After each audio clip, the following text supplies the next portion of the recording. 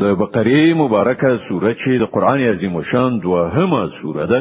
په مدینه منوره کې را نازله شوې ده 280 مبارک آیاتونه لري تلاوت او پښتو ترجمه یې له وشپیتم آیت څخه اوري بسم الله الرحمن الرحیم د الله په نوم چې ډیر زیات مهربان پورا رحم لرونکی دی وَإِذْ قَالَ مُوسَى لِقَوْمِهِ إِنَّ اللَّهَ يَأْمُرُكُمْ أَن تَذْبَحُوا بَقَرَةً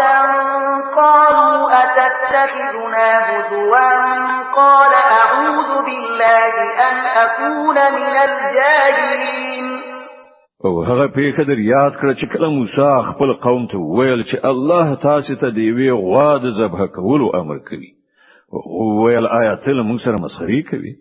موسی ویل زله دینه خدای ته پناه وروړم چې د جاهلانو له ډلې څخه ووسم قالوا ادع لنا ربك يبين لنا ما هي قال إنه يقول إنها بقرة لا فارغ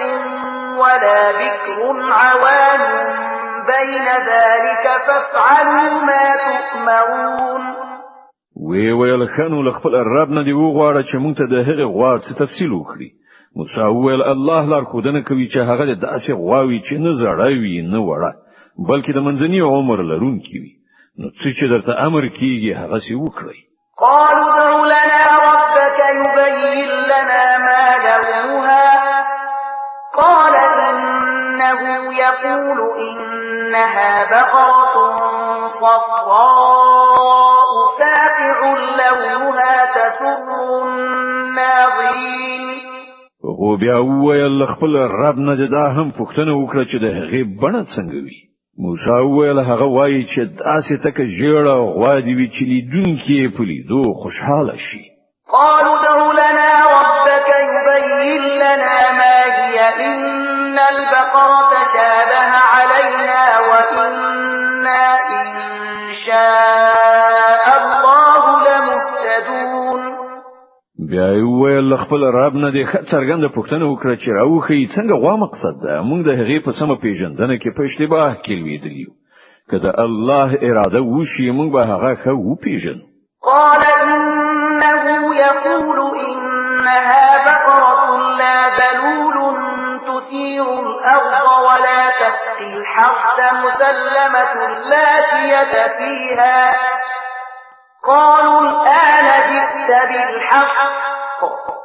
فذبحوها وما كانوا يفعلون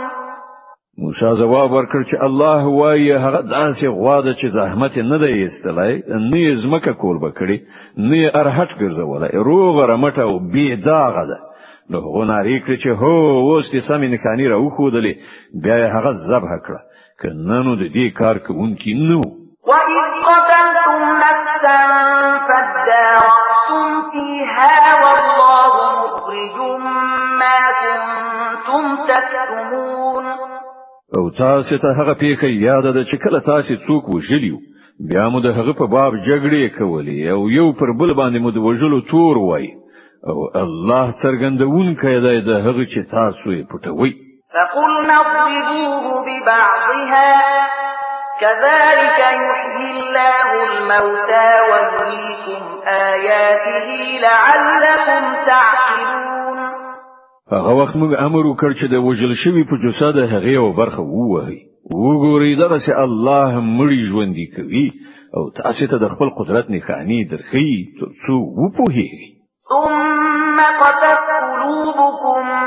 من بعد ذلك فهي كالحجارة أو أشد قسوة وإن من الحجارة لما يتفجر منه الأنهار وإن منها لما يشقق فيخرج منه الماء وإن منها لما يهبط من خشية الله وما الله بغافل عما تعملون خو د دغه ډول نکانو لیدلو وروسته هم په پای کې ستاسو زړونه سخت شو د تیګو په شان سخت بلکې له هغه نه هم څه زیات سخت ځکه ځینې داسې تیږې هم شته چې له هغونه چینی راوځي بهیږي ځینې چوي او بوترې نه راوځي او ځینې د خدای له ویرې لړزیږي رالویږي الله ستاسو له کړو وړونه نه خبره نه ده أفتطمعون أن يؤمنوا لكم وقد كان فريق منهم يسمعون كلام الله ثم يحرفونه من بعد ما عقلوه وهم يعلمون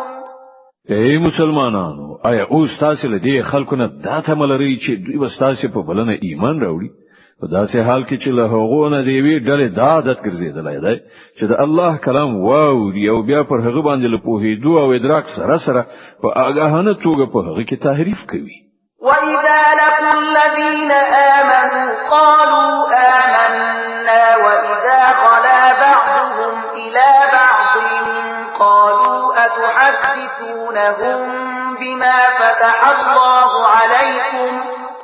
قَالُوا أَتُحَدِّثُونَهُم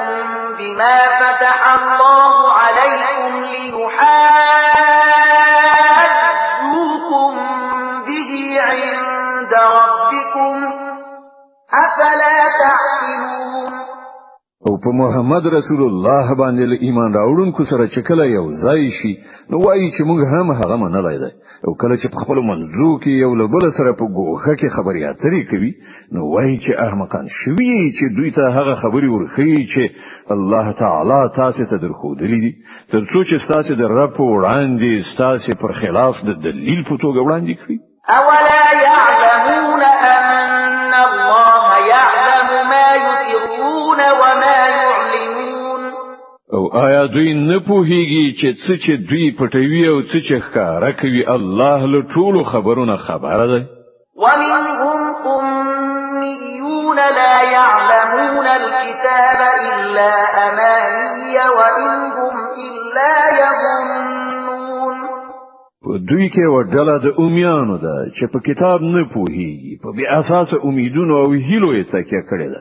او په انګیرنه او ګمان روان دي صدق الله العظیم الله ستر رښتیا ویونکی دی